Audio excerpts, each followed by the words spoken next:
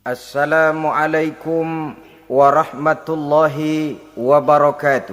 Waalaikumsalam warahmatullahi wabarakatuh. Bismillahirrahmanirrahim. Alhamdulillahi rabbil alamin. Wassalatu wassalamu ala ashrafil anbiya'i wal mursalin Sayyidina wa maulana Muhammadin wa ala alihi wa ashabihil mujahidin at-tahirin, amma ba'du. Saudara-saudara kaum muslimin rahimakumullah. Pada pertemuan terdahulu kita sudah membicarakan orang-orang yang menjadi teman-teman setan dalam kehidupan di dunia ini. Maka pada pertemuan kali ini kita akan membicarakan tentang siapa yang menjadi musuh-musuh setan di dalam kehidupan. Dengan satu catatan, berbahagialah mereka yang menjadi musuh-musuh setan, tetapi celakalah mereka yang menjadi teman-teman setan. Bagaimanapun juga di dalam kehidupan ini, apabila orang telah memproklamirkan bendera permusuhan kepada kita, maka kita tentu seharusnya bersikap waspada dan mawas diri. Demikian juga iblis dan seluruh bala tentaranya yang terdiri daripada setan-setan. Mereka telah mengibarkan bendera permusuhan kepada Nabi Adam dan anak cucunya, kepada kita umat Rasulullah sallallahu alaihi wasallam.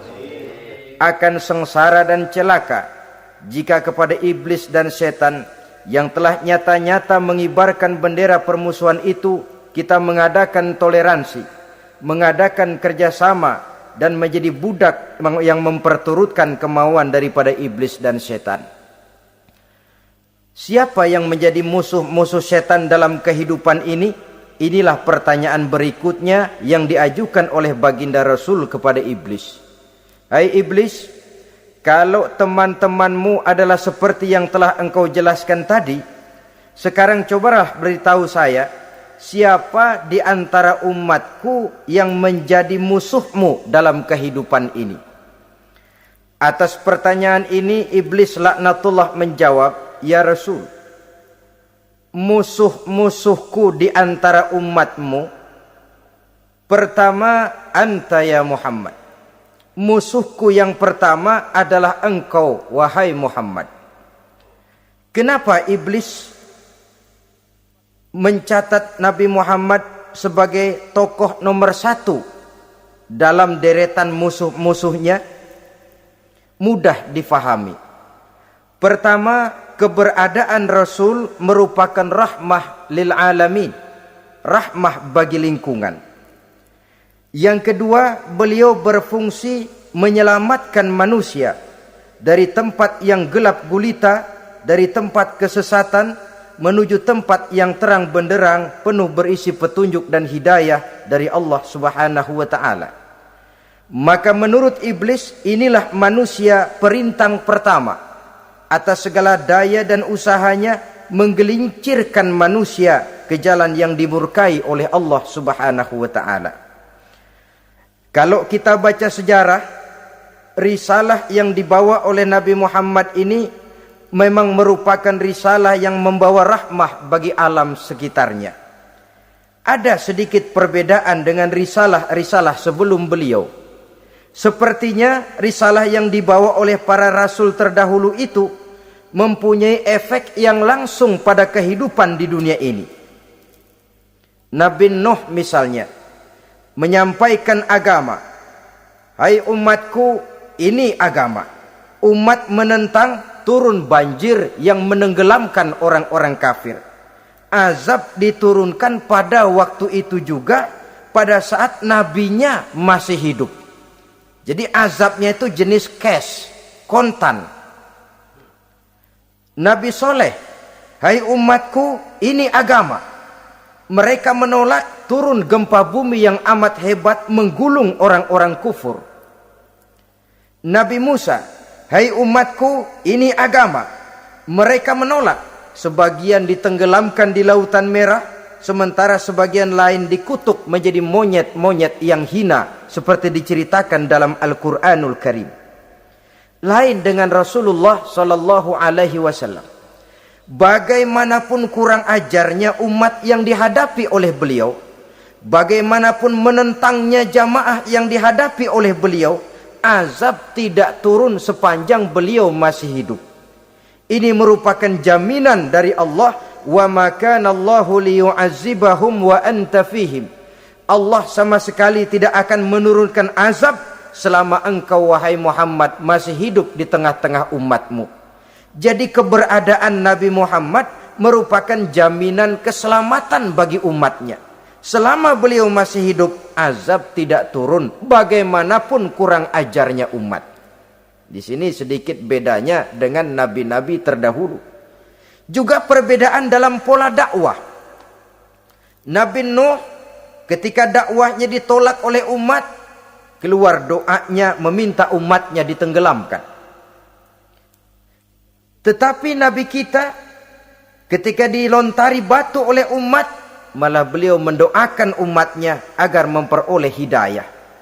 Oleh sikap yang semacam ini, wajar lalu iblis menganggap Nabi Muhammad sebagai musuh ranking pertama. Yang kedua, siapa musuhmu di antara umatku? Yang kedua kata iblis, musuhku Muhammad imamun adil. Pemimpin yang adil. Itu yang akan menjadi musuhku di dunia ini. Putus asa iblis menghadapi pemimpin yang adil. Tipu dayanya tidak terkena. Segala tingkah polanya tidak diperturutkan. Imam yang adil, pemimpin yang adil merupakan musuh daripada iblis laknatullah alaih. Apa sebabnya? Karena pemimpin yang adil mempunyai dampak dalam kehidupan di dunia ini.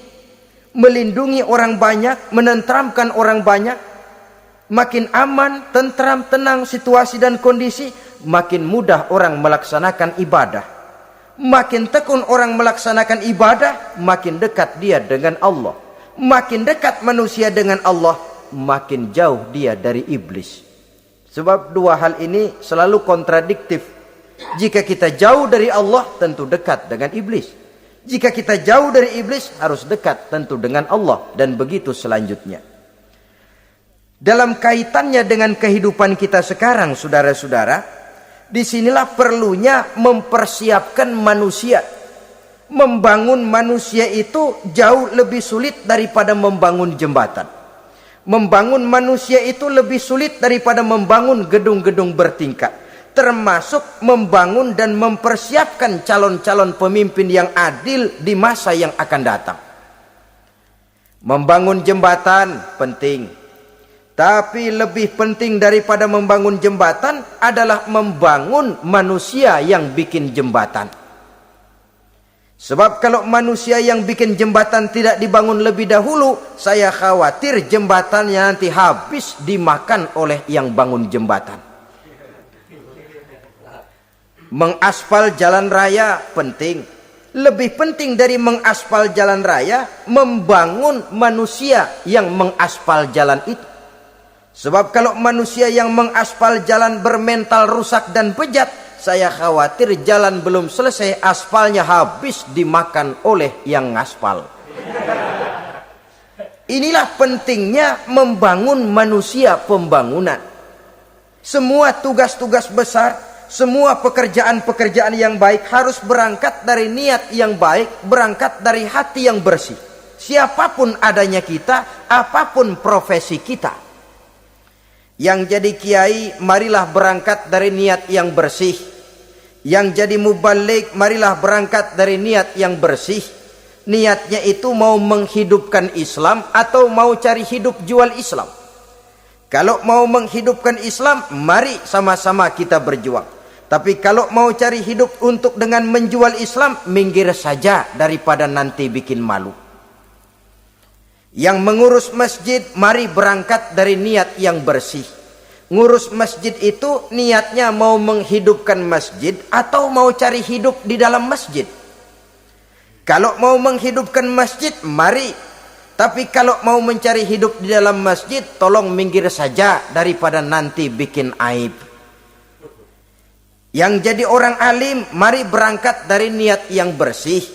Jangan memperjualbelikan fatwa, yang halal dikatakan haram, yang haram jadi samar-samar, nanti membingungkan umat. Berangkat dari niat yang bersih, membangun manusia, pembangunan. Ini barangkali istilah yang lebih kena. Saudara-saudara kaum muslimin rahimakumullah. Setiap kita pada hakikatnya punya bakat. Secara fitrah yang kita bawa, bakat apapun kita ini punya. Saudara punya bakat jadi pemimpin, saudara pun punya bakat jadi pengkhianat. Saudara punya bakat jadi orang soleh, saudara juga punya bakat jadi orang salah. Saudara punya bakat jadi orang besar, saudara pun punya bakat jadi orang hina.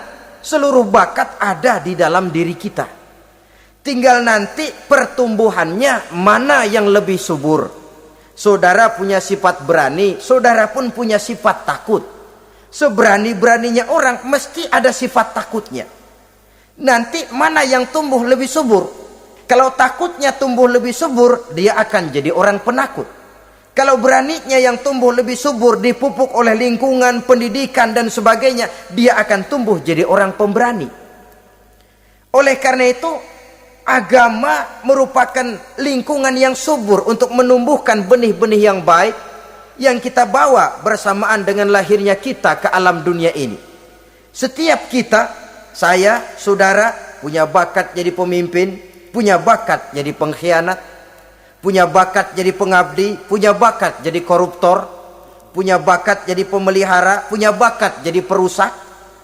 Tinggal nanti lingkungan pendidikan yang menumbuhkan mana yang tumbuh lebih subur. Kalau lingkungan saudara lingkungan maling, maka sifat pengkhianat akan tumbuh lebih subur. Kalau nanti saudara jadi pemimpin, insya Allah korupsi. Lingkungan yang menumbuhkan sifat mengabdi, sifat berbuat tanpa pamrih, dikalahkan oleh sifat pengkhianat dan korupsi itu yang dibentuk oleh lingkungan, pendidikan, pengalaman dan sebagainya. Oleh karena itu, secara dini agama menanamkan, menyuburkan fitrah-fitrah yang baik yang kita bawa bersamaan dengan hadirnya kita dalam kehidupan ini. Sebab itu seorang penyair bernama Syauqi mengatakan dalam sebaik syairnya, waladatka ummuka ya ibna adam bakian wan nasu haulaka yadhakuna surura. Hai manusia, pada saat kamu dilahirkan kamu menangis dan orang lain di sekelilingmu ketawa. Kakek senyum dapat cucu baru, paman gembira dapat keponakan baru, sementara kita yang lahir menangis. Betul apa benar? Apa ada saudara yang begitu dilahirkan terus nyengir? Saya kira kabur dukunnya itu. Setiap kamu hai manusia lahir dalam keadaan menangis, orang sekelilingmu tertawa. Karena itu katakan kepada mereka yang senyum di sekelilingmu, hai manusia, pada saat saya dilahirkan saya menangis dan kamu semua tertawa. Baik manusia. Tapi nanti pada satu saat harus terjadi kebalikannya. Kalau dikala saya lahir saya menangis dan kau semua senyum, nantilah manusia. Kalau satu saat saya meninggalkan alam dunia ini, saya akan berangkat dengan senyum. Dan kalian semua akan berurai air mata. Kalau perlu dari Sabang sampai Merauke kibar bendera setengah tiang. Kalau perlu. Jangan terbalik, kita mati melotot orang malah gembira. Karena hidup selalu membawa sifat-sifat yang merusak. Inilah orang kedua yang menjadi musuhnya iblis dan beruntung menjadi musuh iblis. Siapa? Imamun adil, pemimpin yang adil. Saudara-saudara kaum muslimin rahimakumullah. Yang ketiga musuh iblis, ghaniyun mutawadhi, orang kaya yang rendah hati, orang kaya yang tidak sombong. Kaya apa saja, Baik kaya oleh karena ilmu, orang yang kaya karena ilmu disebut orang alim. Baik kaya karena materi, orang kaya karena materi dinamakan hartawan. Baik kaya karena kedudukan, orang yang kaya karena kedudukan dinamakan pejabat. Orang kaya yang rendah hati itu musuh iblis. Beruntung dia menjadi musuh iblis. Iblis tidak senang ada orang kaya tidak sombong. Tapi iblis paling senang kalau ada orang kaya sombong. Lebih senang lagi iblis kalau ada orang miskin sombong. Masya Allah. Orang kaya sombong, walaupun iblis senang, orang masih bilang pantas saja dia sombong, kaya apaan aja punya. Udah miskin sombong, kira-kira yang disombongin apaan?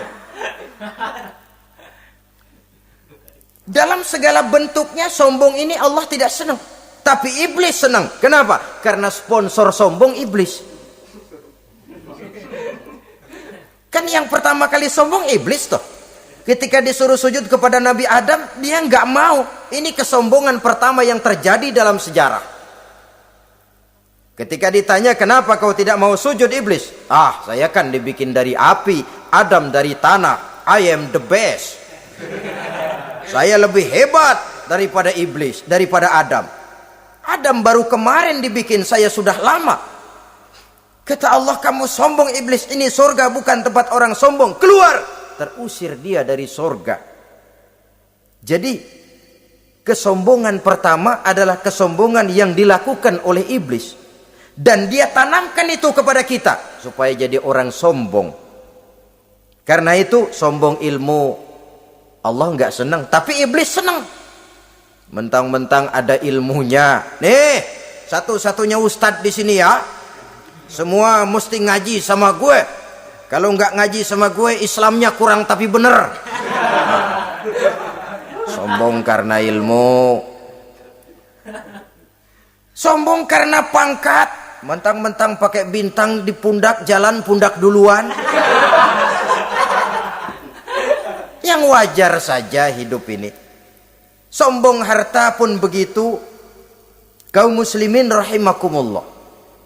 Orang kaya yang rendah hati dimusuhi oleh iblis, tapi dicintai Allah, dicintai Rasul, dicintai malaikat. Caranya bagaimana? Kembali kepada satu kesadaran bahwa pada saat terlahir ke alam dunia ini tidak ada yang pernah kita bawa. Kalau sekarang kita punya rumah, punya kebun, punya kendaraan, punya pabrik, punya segala macam benda, apa itu? Titipan. Pada suatu saat akan diambil kembali oleh yang menitipnya. Kalau titipan itu pandai kita jaga, pandai kita syukuri, titipan akan makin banyak. Sama juga kita dalam kehidupan. Kalau orang bisa kita percaya, saya mau pergi ke luar negeri, rumah saya titip kepada tetangga.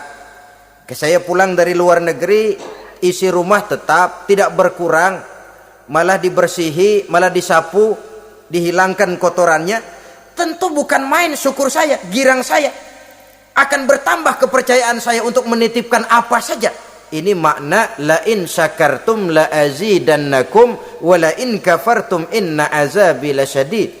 Kalau kamu pandai bersyukur, aku tambah nikmat. Tapi kalau kamu ingkar, azabku teramat pedih. Artinya apa? Nikmat bisa berubah menjadi azab kalau kita tidak pandai mensyukurinya. Ma'asyiral muslimin rahimakumullah. Orang yang kaya ilmu lalu rendah hati, tidak selalu ingin menonjolkan diri. Ini kadang-kadang yang tanggung ini yang bikin berabe. Alim bener enggak, geblek bener juga enggak. Yang sedikit-sedikit mau nonjolin diri. Kalau enggak jadi imam enggak mau ke masjid. Enggak jadi imam enggak mau ke musola. Pokoknya kalau enggak jadi imam marahan sama musola. Macam mana? Saudara-saudara kaum muslimin, rendah hati. Tidak selalu ingin menonjolkan, sebab orang yang selalu ingin menonjolkan dirinya biasanya orang yang kekurangan kepercayaan kepada kemampuan dirinya sendiri. Dia selalu ingin dinomorsatukan. Dia selalu ingin ditempatkan pada ranking teratas. Dia tidak percaya diri. Orang yang percaya diri dapat bersikap wajar dalam kehidupan. Begitu juga kaya karena harta, dengan menyadari bahwa harta bagaimanapun banyaknya titipan dari Allah. Pada suatu saat akan kembali. Dia harus dimanfaatkan sesuai dengan kehendak yang menitipnya. Begitu juga kaya oleh karena pangkat, kedudukan, dan jabatan. Pada suatu saat jabatan itu akan hilang dari diri kita. Karenanya sering saya jelaskan bahwa pangkat di dunia ini yang paling tinggi pensiun. Titel yang paling akhir almarhum. Saudara setuju atau tidak, titel itu akan saudara dapat. Bagaimanapun kita cinta kepada pangkat, kedudukan, entah pada akhirnya satu saat akan sampai kepada posisi yang namanya pensiun. Kalau sadarlah kita kepada pemikiran ke arah sana, maka untuk mencapai kekayaan, baik kekayaan harta, kekayaan kedudukan, tidak lalu menghalalkan segala cara untuk mencapai tujuan. Tapi dibatasi oleh norma dan kaedah yang harus dia taati, baik kaedah agama maupun kaedah bernegara. Inilah orang ketiga yang menjadi musuhnya iblis, orang kaya yang rendah hati, orang kaya yang tidak sombong. Yang keempat, saudara-saudara, tajirun shadiq, pedagang, pengusaha yang jujur. Iblis gedek betul, benci bukan main sama pengusaha, sama pedagang yang jujur, yang tidak ngurangi timbangan, tidak nipu pembeli, tidak barang yang jelek dibilang bagus, atau yang bagus di atas yang jelek di bawah, atau dicampur yang baik dengan yang jelek supaya kelihatan semuanya jadi baik. Semua orang ingin untung, tidak ada kecuali siapapun orangnya, dan itu wajar. Setiap manusia ingin mendapat keuntungan, kalau perlu dengan modal minimal mencapai keuntungan maksimal, seperti yang diajarkan oleh teori ekonomi. Itu kan yang namanya produktif kan. Satu usaha dinamakan produktif, bagaimana kita mengeluarkan modal minimal bisa mencapai keuntungan maksimal. Silakan. Bahwa manusia ingin untung itu insting, naluri, fitrah. Tidak ada orang yang mau rugi. Tapi cara mencapai keuntungan itu yang membedakan antara seorang muslim dengan yang bukan muslim. Sudah pernah saya sampaikan, apabila kaum pengusaha, para pedagang sudah dijangkiti penyakit yang tidak jujur, yang akan timbul adalah kekacauan ekonomi. Kekacauan ekonomi bisa menimbulkan revolusi sosial, dan revolusi sosial merupakan kiamat satu generasi. Semua kericuhan hampir bermuara dari perut, dan itu ekonomi. Orang nodong perut, orang korupsi perut. Ya walaupun korupsi kalau sudah kelas kakap tidak lagi sekedar urusan perut. Ya perut apa yang diurusin kalau korupsinya miliaran itu? Perut jin barangkali. Saudara-saudara kaum muslimin rahimakumullah. Oleh karena itu, pedagang yang jujur, pengusaha yang jujur, ini merupakan musuh iblis. Iblis tidak senang kalau ada pengusaha yang jujur. Iblis tidak senang kalau ada pedagang yang jujur. Tapi iblis akan tepuk tangan kalau pedagang sudah selingkuh, kalau pengusaha sudah nipu. Ada orang bilang, sekarang mah kalau jujur-jujur bener nggak makan apa-apa dong kita. Sebab katanya jangan lagi nyari yang halal, sekarang ini yang haram aja seret. Rupanya sering masang undian nggak pernah kena. Lalu bilang jangan yang halal, yang haram aja nggak kena-kena katanya. Sebenarnya bukan itu masalahnya, saudara-saudara. Bukan itu masalahnya. Masalahnya ialah bahwa kejujuran membawa keberkahan. Ini kalau kita berpikir dengan kacamata agama. Keberkahan merupakan sumber ketenangan. Dan ketenangan ini tidak bisa dibeli dengan materi yang bagaimanapun banyaknya. Walaupun kita punya percetakan duit, ketenangan itu nggak bisa dibeli. Jangankan cuma punya duit banyak, percetakan duit saudara punya, mau membeli ketenangan yang berasal dari keberkahan, sulit. Jadi kejujuran membawa keberkahan, keberkahan membawa ketenangan.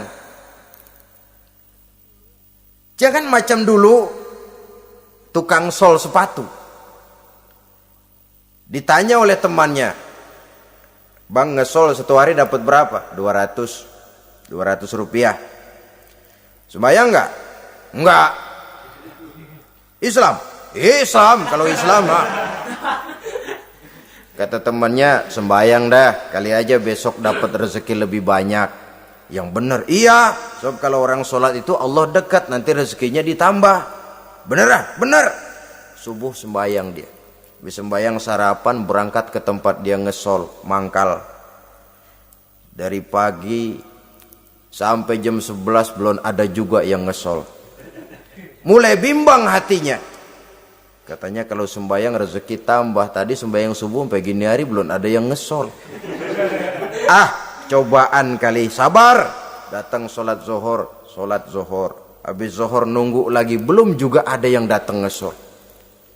Udah mau pulang hampir maghrib, baru datang satu orang dandanin sendal jepit putus.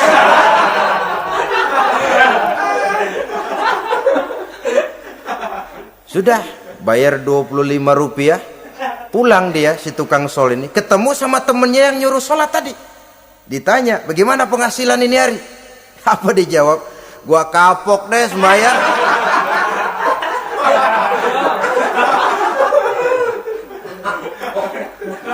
Kemarin nggak sembahyang dapat 200, sekarang begitu sembahyang jigo.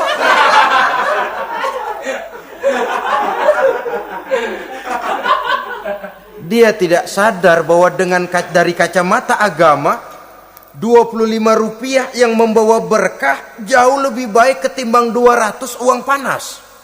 Dari kacamata agama, 25 rupiah yang membawa berkah lebih baik daripada 200 rupiah tapi panas. Sebab panas menjauhkan kita dari ketenangan.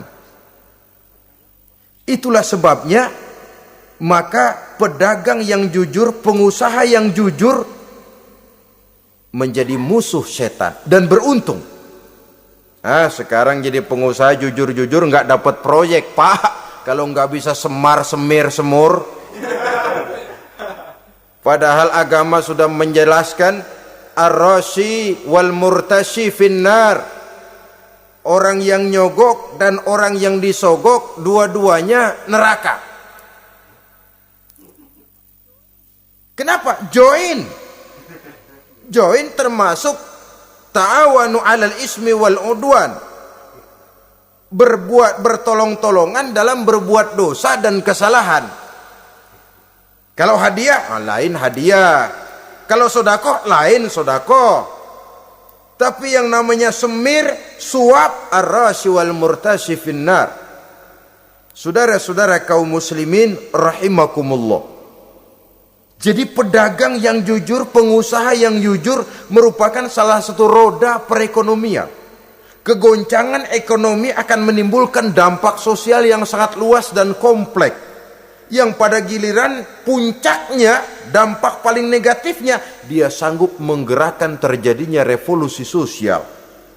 Bukankah sebagian besar gerak hidup manusia dimotivasi oleh keinginan untuk mempertahankan kelangsungan hidup?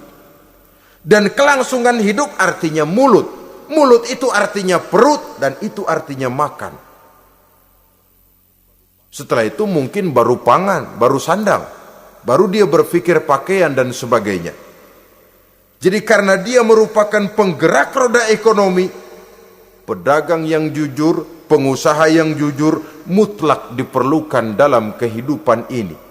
Sebab sekali lagi, kejujuran akan membawa keberkahan, keberkahan memberikan ketenangan dalam kehidupan. Oleh karenanya kita umat Islam, biarin duit kita banyak, asal berkah. Itu tentu idealnya. Ketimbang dikit tidak berkah, lebih baik ia banyak, ia berkah. Dan keberkahan itu datang lewat kejujuran. Kejujuran ini sudah dicontohkan oleh Rasul pada saat beliau berniaga ke negeri Syam dikala berumur 9 tahun, bahkan dikala berumur 25 tahun seketika membawa dagangan Sayyidatuna Khadijah yang kelak jadi istri beliau. Saudara-saudara, kita maklum bahwa solat merupakan sarana yang paling efektif untuk mendekatkan manusia kepada Allah. Makin dekat manusia dengan Allah, makin tidak senang iblis dan setan. Karena itu segala macam cara mereka berusaha mengaduk-ngaduk solat kita. Dan sesungguhnya, jikalau kita mengerjakan solat, itu kan targetnya cuma 2. Pertama, agar solat kita itu sah. Yang kedua, agar solat kita itu qabul, yakni diterima oleh Allah. Kalau soal sah dan tidak, ukurannya gampang. Saya kalau ditanya orang, Pak, solat saya sah atau tidak? Saya bisa jawab. Saudara, solatnya syarat rukunnya cukup apa tidak? Cukup, sah. Itu kalau perkara sah. Tapi kalau sudah perkara qabul, Pak, solat saya diterima atau tidak oleh Allah? Ini saya tidak bisa jawab. Kenapa? Soal qabul mencakup masalah batin. Cuma ukuran logikanya, kalau syarat rukun cukup, insya Allah qabul. Saudara-saudara kaum muslimin rahimakumullah. Oleh karenanya, pada saat kita sholat, iblis, setan datang dari segala macam penjuru supaya kita kehilangan rasa khusyuk. Apalagi kalau kita jadi imam yang gerak kita, bacaan kita dilihat, didengar, disaksikan oleh orang banyak. Digodanya gerakan kita, dibolak-baliknya hati kita supaya di dalam sholat itu banyak yang kita ingat, hal-hal yang tidak ada hubungannya dengan sholat. Kadang-kadang belum sholat kita ribut nyari pulpen. Enggak ketemu, begitu takbir ingat pulpen di atas lemari. Mulai goncang lagi niat kita sholat. Kadang-kadang kalau hati tidak bisa dipermainkan, iblis berbisik lagi. Gerakan kita dalam sholat tidak mencerminkan kekhusyuan. Kalau gerak juga ternyata masih bisa khusyuk, bacaan kita dibuatnya kita seperti dikejar-kejar waktu. Sholat isya misalnya, dengan cara kilat khusus, super singkat. Saya katakan tadi, apalagi kalau kita jadi imam, iblis mudah mendatangkan penyakit riya. Karena mengimami orang banyak, lalu supaya dikira alim, dibuatlah sholatnya itu mantep-mantep. Surahnya dicari yang panjang-panjang. Paling pendek sabihis sama wadduha. Tapi kalau sudah sholat sendirian, cukup inna a'toinakal kausar sama kul huwallahu ahad. Kayaknya khusyuk bukan main. Kalau imam, bahasanya dipaseh-pasehin kayak orang 16 tahun di Mekah. Usolli fardhol maghribi salah sarokaatin. Saudara-saudara kaum muslimin yang berbahagia. Oleh karena solat merupakan sarana yang paling efektif untuk mendekatkan diri dengan Allah, maka orang yang khusyuk di dalam solatnya merupakan musuh utama daripada iblis. Sekarang bagaimana bisa khusyuk caranya? Kalau khusyuk 100%, rasa-rasanya sulit. Untuk sampai ke arah sana orang memerlukan tahapan. Kepada Imam Ali karramallahu wajhah, baginda Nabi pernah memberikan satu tes case.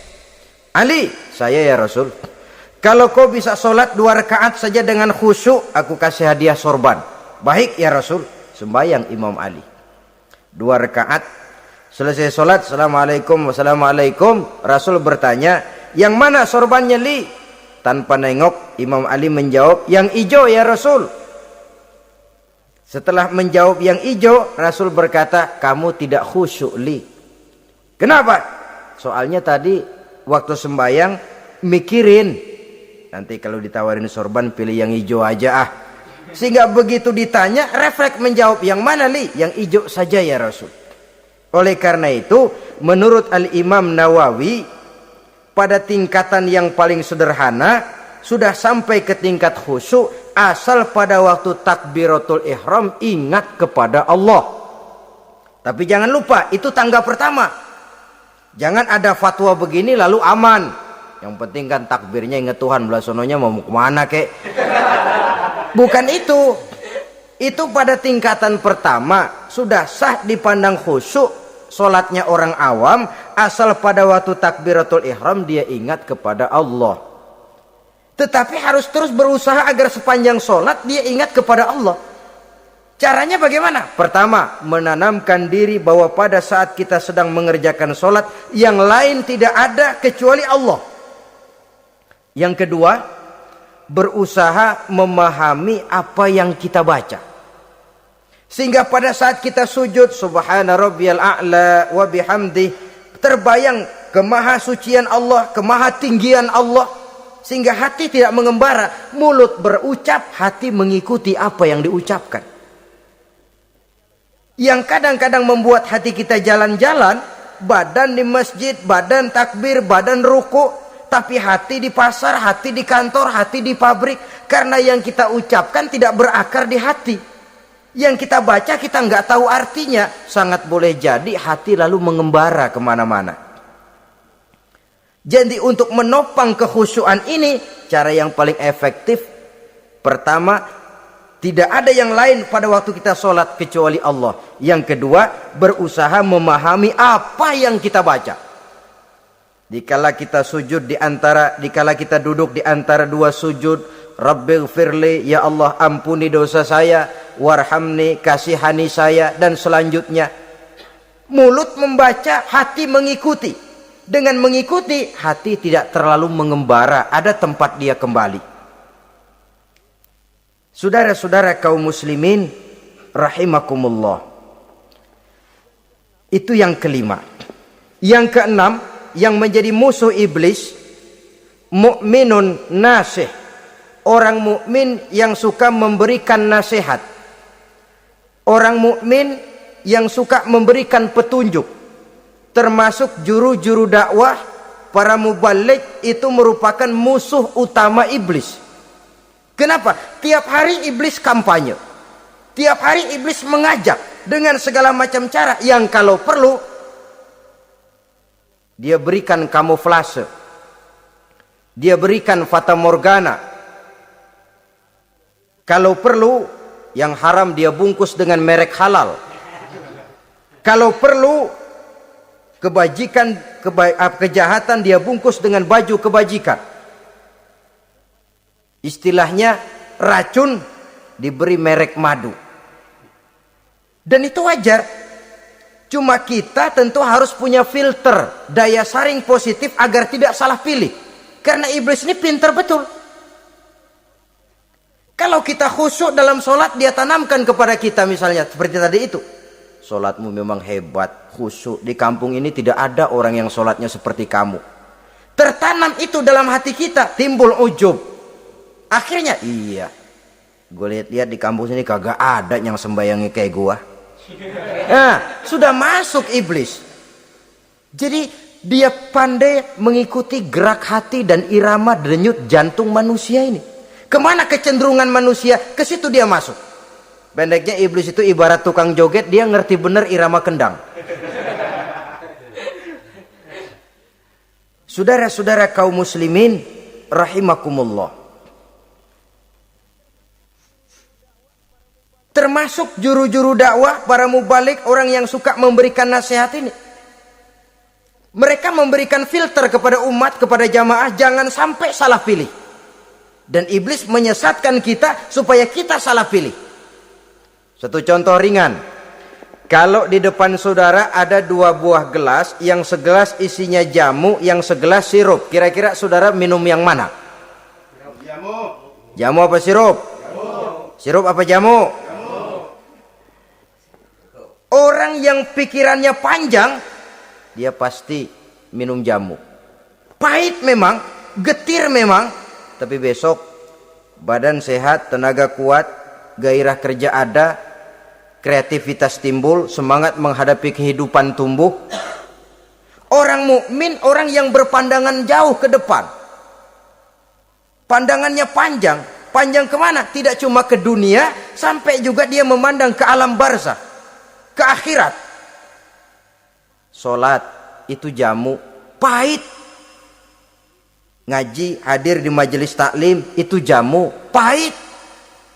Sodakoh, jamu, pahit. Mengeluarkan uang untuk kepentingan orang lain, enak aja minta sumbangan, datang-datang yang nyari peres keringat banding tulang gue, lu datang-datang mau minta.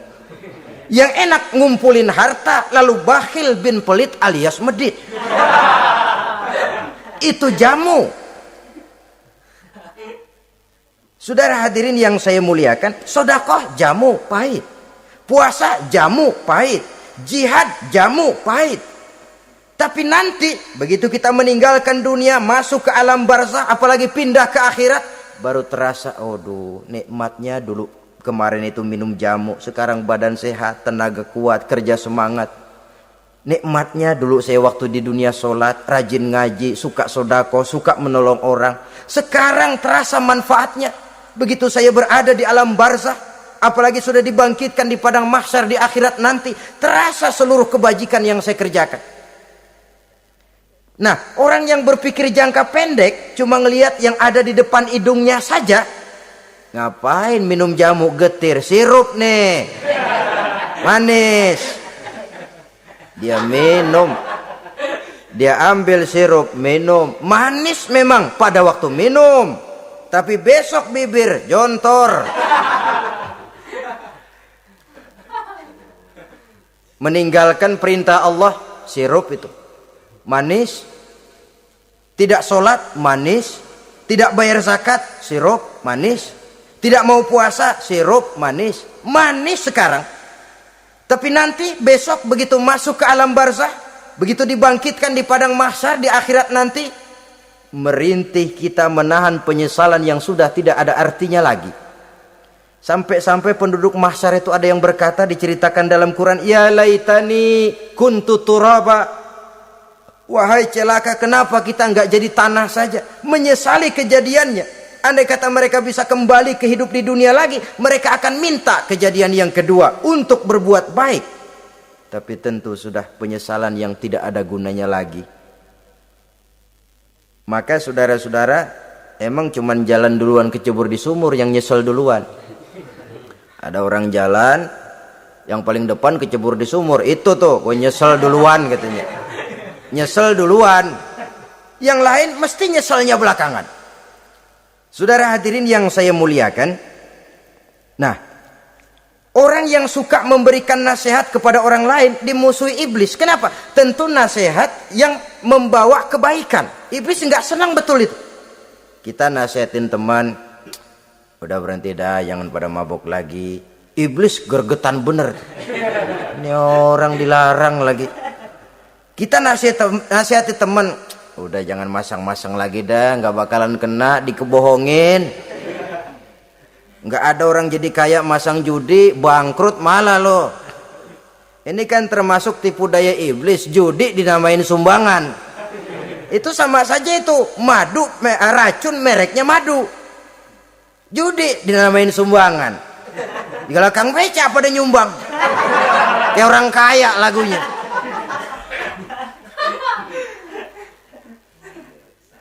Saudara-saudara kaum muslimin rahimakumullah, adalah kewajiban kita memang untuk tawasau bil haq, saling nasihat menasihati. Setiap kita juru dakwah, setiap kita wajib menyampaikan apa yang sudah kita tahu kepada orang yang belum atau kurang tahu. Saudara yang bisa bismillah wajib mendakwahkan bismillah itu kepada orang yang belum tahu bismillah. Saudara bisa Fatihah harus menyampaikan itu kepada orang yang belum bisa Fatihah. Persetan dengan orang lain. Apalagi yang cuma kerjanya ngeritik saja, lu baru bisa Fatihah doang udah ngajar. Biar aja yang diajarin gak bisa Fatihah kok. Apa masalahnya pemerataan di bidang keilmuan? Sebab memang biasa penonton itu selalu lebih pandai menilai, kayaknya lebih pintar dari yang main. Sama saja orang nonton bola ngomel melulu, padahal dia sendiri belum tentu bisa main.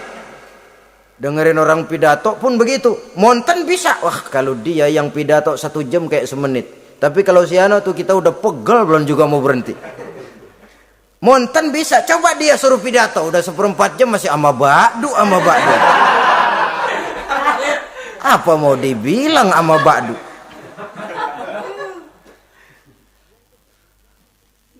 Yang ketujuh, yang menjadi musuhnya iblis,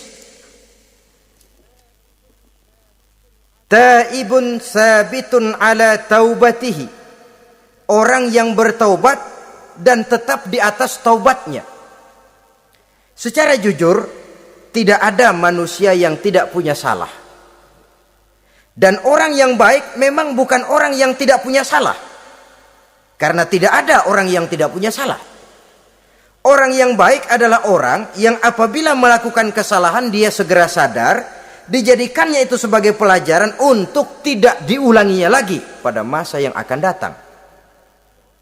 Biasanya kita menghakimi orang pintar, kita nggak merasa bahwa kita juga punya kesalahan. Kalau kita ngelihat maling ayam kita teriak, padahal kita nyolong kambing. Lebih besar dari si maling ayam, merasa diri lebih benar dari yang lain, padahal kita lebih kotor dan lebih jelek. Hilang sifat introspeksinya. Yang kita musuhi, yang kita caci maki, tahu-tahu kita sendiri yang melakukannya. Saudara-saudara kaum muslimin, orang yang bertaubat dan tetap dalam taubatnya stabil, itu musuh iblis. Apa ada orang yang taubatnya nggak tetap? Ada, yang istilah kita taubat sambal namanya. Kalau dia makan sambal kepedesan, taubat makan sambal. Besok mau makan kagak ada sambal, ngomel, mana sambal? Kemarin udah taubat, sekarang mana sambal? Ini taubat yang namanya taubat sambal. Istighfar, habis istighfar nyolong lagi, istighfar lagi, besok nyolong lagi, istighfar lagi. Itu taubat yang tidak tetap namanya. Allah Maha Pengasih dan Penyayang dengan segala kebesarannya. Ia akan memaafkan segala perbuatan yang bersifat salah dari hamba-hambanya. Cuma manusia kadang-kadang yang tidak mau memaafkan dirinya sendiri. Amat dungu manusia macam ini, membiarkan dirinya hanyut berlarut dalam lembah dosa, sementara dia diberikan umur tidak digunakannya untuk bertaubat. Innallaha yaqbalu taubatal abdi ma lam yugharghir. Allah senantiasa akan menerima taubat seorang hamba sepanjang nafasnya belum sampai di tenggorokan. Kalau nafas sudah sampai di tenggorokan baru berniat taubat, kasib terlambat. Kayak Fir'aun. Fir'aun itu begitu ditenggelamkan di lautan merah, udah cengap-cengap mau mampus, baru ngomong dalam sekaratnya, amantu bi Rabbi Musa wa Harun. Kalau begini mah saya juga percaya sama Tuhannya Musa. Udah sekarat baru mau taubat, malaikat maut gemes banget dilelepin, mati.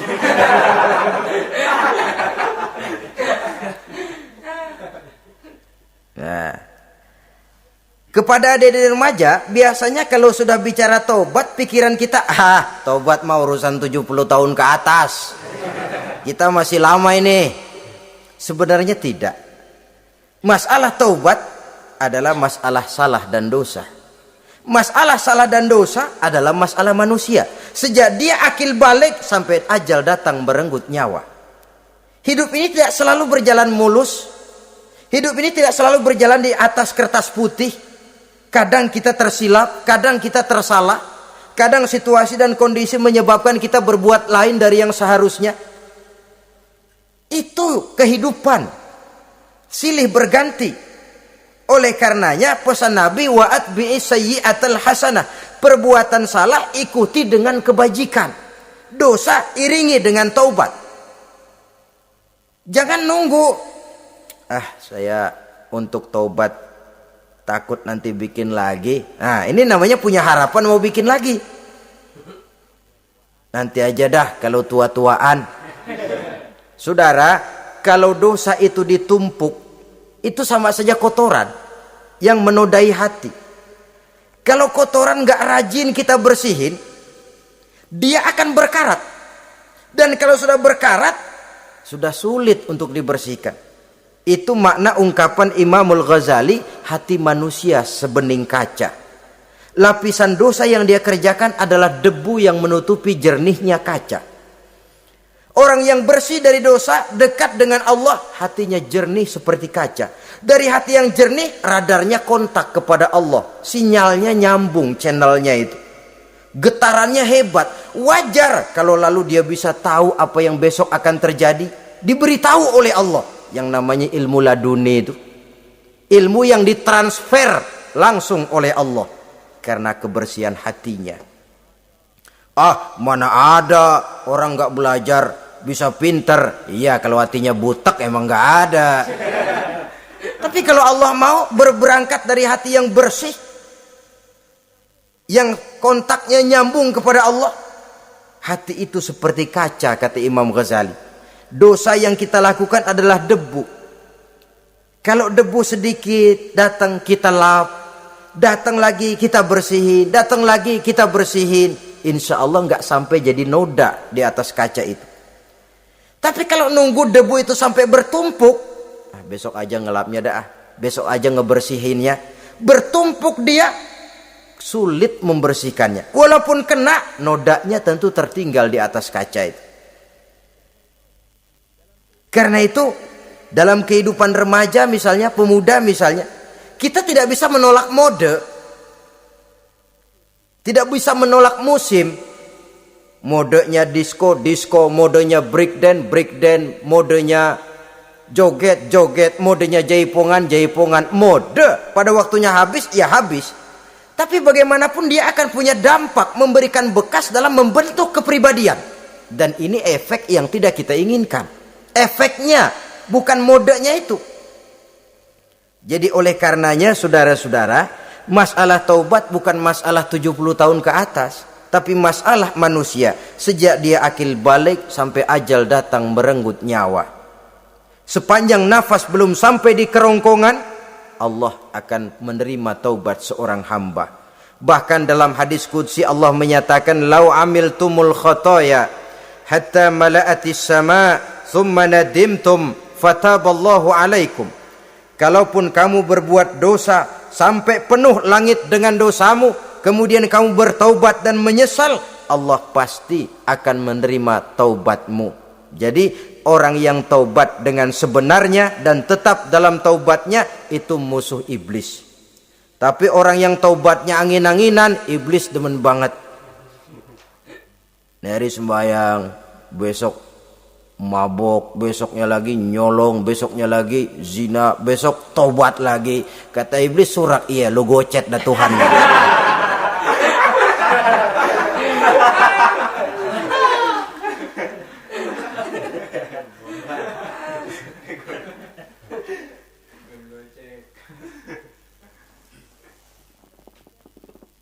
Selanjutnya, yang ke-8, musuh iblis, musuh setan, mukminun yudawi mu'alat taharah. Orang mukmin yang membiasakan diri selalu dalam keadaan bersuci. Baik dari hadas kecil, lebih-lebih dari hadas besar. Wudu utamanya memang untuk sholat. Tapi membiasakan wudhu dalam kehidupan sangat baik sekali. Mau ke kantor wudhu dulu, mau ke pasar wudhu dulu, mau ngajar wudhu dulu. Apa sebabnya? Karena dalam keadaan suci, orang ada sikap memelihara kesuciannya. Kalau kita naik PPD pagi-pagi gelantungan, kalau punya wudhu, hati-hati, kesenggol perempuan juga sayang sama wudhu. Tapi kalau nggak punya wudhu, jangan kesenggol, kita nyeruduk. Ada semacam sikap apik di dalam kehidupan ini. Karena itu biasakan wudhu. Untuk menjaga kebersihan diri, kebersihan zahir, kebersihan batin, belum lagi kemanfaatan di akhirat. Sebab kata Nabi, inna ummati ya'tuna yaumal qiyamah ghurran muhajjalin min asaril wudu. Umatku di akhirat nanti akan datang menghadap Allah dengan muka berseri-seri, bersinar-sinar dari sebab sering wudu. Sehingga tidak usah mengaku pun Rasul akan memanggil karena muka yang sering tersentuh air wudu ini. Mu'minun yudawimu alat toharoh. Orang mukmin yang selalu membiasakan diri berada dalam keadaan suci, berwudu. Kita lihat ajaran wudu ya. Dari sejak bacaan-bacaannya saja itu sudah membawa manfaat. Lalu dari segi bahwa kita manusia sering tersilap melakukan dosa-dosa kecil. Dosa-dosa kecil itu oleh air wudu dia rontok. Tangan kita suka colak-colek pada saat membasuh dua tangan. Allahumma inni as'alukal yumna wal barakah wa a'udzubika minasyu'mi wal halakah. Dosa yang ada di tangan itu rontok. Mata kita suka pelotot-pelotot, enggak karu-karuan. Pada saat membasuh muka, nawaitu raf'al hadasil asghar, dosa yang ada di mata rontok. Dari segi pembersihan batin, belum lagi dari segi pembersihan zahir. Sehari semalam kalau 5 kali saja kita terkena air wudu, itu sudah menjaga kesehatan dan kebersihan. Saudara-saudara kaum muslimin rahimakumullah. Yang ke-9, orang yang menjadi musuh iblis yaitu mutawarra'un anil haram. Orang yang memelihara diri dari yang diharamkan oleh Allah. Terpelihara dirinya, terpelihara yang dimakannya, yang diminumnya dari jenis-jenis yang haram, baik sedikit maupun banyak. Jangan cuma teriak haram waktu sedikit, tapi giliran banyak halal. Sama saja orang dikasih tahu, itu ada cerita anak-anak, Pak Haji punya anak main judi, dikasih tahu, Pak anak bapak main judi, astagfirullah katanya. Tapi menang Pak, alhamdulillah.